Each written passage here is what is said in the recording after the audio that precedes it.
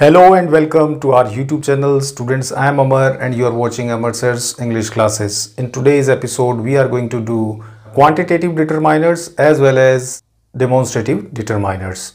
So without wasting your crucial time, let's get started. Before start, I would like to remind to all the viewers who are watching this channel for the first time, kindly subscribe to our channel, and to those also who have not yet subscribed to our channel, please subscribe to the channel and don't forget to press the bell icon. So let's begin.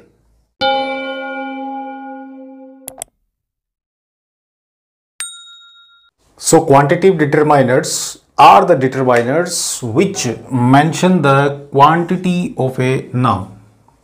यानी कि quantitative determiners वो होते हैं जो noun की मात्रा को प्रदर्शित करें, जैसे मच, लिटिल, सम आदि। सबसे पहला मच। यहाँ पर क्या है, मच का प्रयोग क्या किस चीज़ के लिए किया जाता है? मच जो डिटरमाइनर है वो क्या डिटरमाइन करता है, क्या डिनोट करता है? क्वांटिटी को। और ये किसके साथ यूज होता है? ये यूज होता है सिंगुलर अनकाउंटेबल नाउन के साथ। एग्जाम्पल देखें तो इस एग्जाम्पल से आपको ये चीज़ बड़ी क्लियर हो जाएगी। जैसे there is much water in the picture, मतलब घड़े के अंदर पर्याप्त जल है। जल की मात्रा होती है और मच यहाँ पर क्या प्रदर्शित कर रहा है? पानी की मात्रा को। ठीक है। नेक्स्ट आप देखें little, a little, the little. अब लिटिल को तीन भागों में, जिस प्रकार से हमने पढ़ा था फ्यू, ए फ्यू और द फ्यू, वो तो प्रयोग में कहाँ लिए जाते हैं? काउंटेबल नाउन के साथ में। और ये कहाँ प्रयोग में लिए जाते हैं? ये अनकाउंटेबल नाउन के साथ में यूज करते हैं। इसको अपन कहाँ यूज करेंगे? अनकाउंटेबल नाउन के साथ। अनकाउंटेबल नाउन के साथ हम इसको यूज करते हैं। अब देखिए लिटिल का जो प्रयोग है, लिटिल कहाँ यूज में आएगा? लिटिल नॉट मच को प्रदर्शित करता है, जो बिल्कुल नाम मात्र की क्वांटिटी हो उसके लिए। एग्जाम्पल से आप समझिए, ही हैड लिटिल मिल्क। अब इस एग्जाम्पल में आप समझ रहे हैं लिटिल का यहाँ प्रयोग हुआ है, तो लिटिल क्या प्रदर्शित कर रहा है कि जो मिल्क की क्वांटिटी है वो पर्याप्त नहीं है, नाममात्र है, उससे काम नहीं चल सकता है। ठीक है। तो नाममात्र की क्वांटिटी, यानी कि ये जो क्वांटिटी है मिल्क की, ये नाममात्र की क्वांटिटी है। दूसरा आप देखें, a little means some at least, यानी कि नाममात्र से ज़्यादा, बहुत ज़्यादा भी नहीं है लेकिन इतनी है कि काम चल सकता है। तो इसका हम एग्जाम्पल देखें। इसी वाक्य को इस प्रकार यदि लिखा जाए, he had a little milk,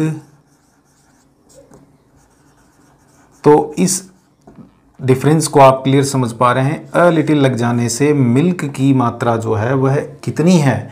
वह इतनी है कि काम चल सकता है, उस मिल्क से आपका काम चल सकता है। तो यहाँ पर he had a little milk से तात्पर्य यहाँ पर हुआ मिल्क की मात्रा जो है वो लिटिल से ज़्यादा हुई। देखिए द लिटिल को हम समझें तो यहाँ पर हमने लिखा Mohan drank the little milk he had. अब इस वाक्य को आप देखें, यहाँ पर द लिटिल क्या प्रदर्शित कर रहा है? बची हुई मात्रा जो भी थी दूध की, ठीक, जो भी मोहन के पास थी, पहले से थी, वो जितनी भी थी, what ever he had that milk. ठीक है। तो जो भी बची हुई होल रिमेनिंग क्वांटिटी, अब वो कम ज़्यादा जो भी रही हो, उस मात्रा को वह पूरी तरह क्या कर चुका है? पी चुका है, उसको कंज्यूम कर चुका है। ठीक है। तो द लिटिल का प्रयोग कहाँ होगा? जहां हमें रिमेनिंग क्वांटिटी को प्रदर्शित करना हो। तो एक और तरीके से जो मैंने फ्यू में आपको बताया था कि लिटिल नेगेटिविटी को शो करता है, अ लिटिल पॉजिटिविटी को शो करता है, और द लिटिल डिपेंड करता है, it can be negative as well as positive. ठीक।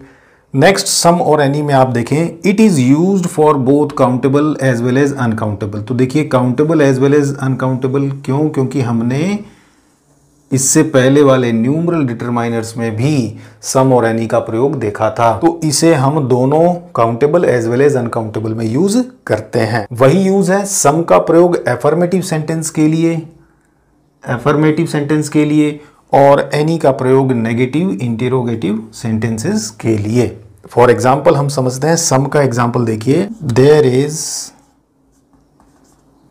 सम वाटर इन द बकेट। अब इस सेंटेंस में देखिए, यानी कि उस बाल्टी में थोड़ा जल है, तो countable as well as uncountable, तो वाटर इज अनकाउंटेबल, यहां पर हम सम का प्रयोग कर सकते हैं। और ये सेंटेंस कौन सा है? एफर्मेटिव सेंटेंस है। अब आप देखिए एनी का प्रयोग जो है वो कैसे होता है, there is not any water in the bucket. ठीक, तो इस सेंटेंस में आप देखिए नेगेटिव वाक्य है, तो यहां पर हमने किसका प्रयोग किया है? एनी का, कि बाल्टी में कोई पानी नहीं है।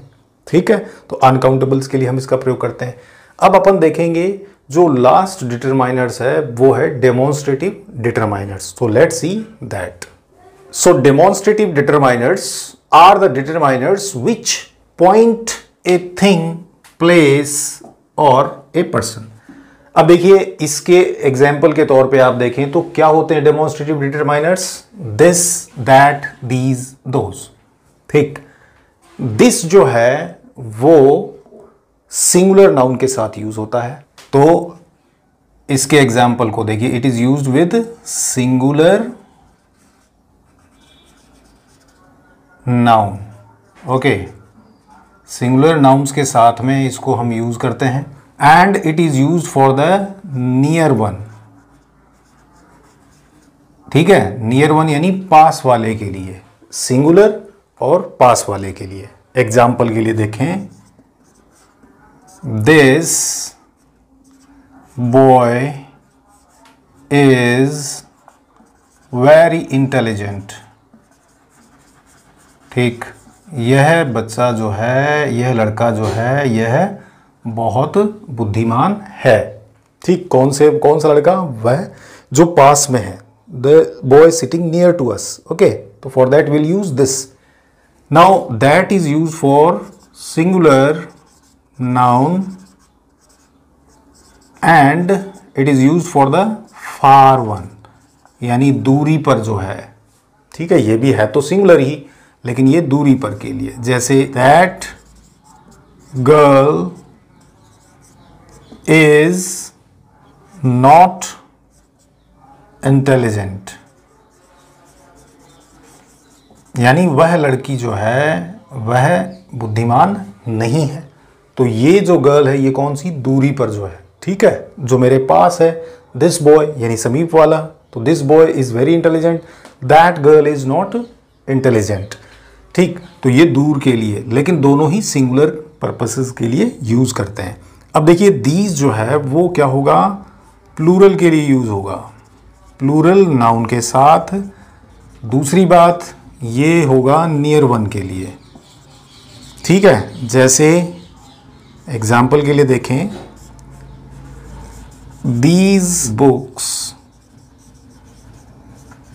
आर हर्स, मतलब कि ये जो किताबें हैं जो मेरे पास हैं, बहुत सारी हैं, वो किताबें किसकी हैं? ये किताबें उसकी हैं। ठीक है, और इसी प्रकार दोस्त जो है ये भी प्लूरल सेंस के लिए ही आएगा। प्लूरल नाउन से पहले ही इसको हम यूज़ करेंगे, और ये यूज़ करेंगे जो चीज़ हमसे दूर है, the thing which is far from us, यानी दोज।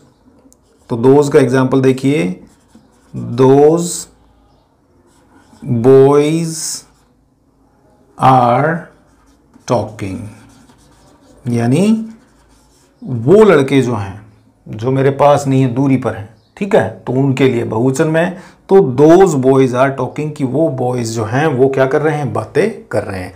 तो आई होप आपको डेमोन्स्ट्रेटिव डिटरमाइनर्स भी क्लियर हो गया होगा। I hope that you all have understood each and every concepts relevant with quantitative determiners as well as demonstrative determiners. We'll meet again with some other topic. Till then, goodbye.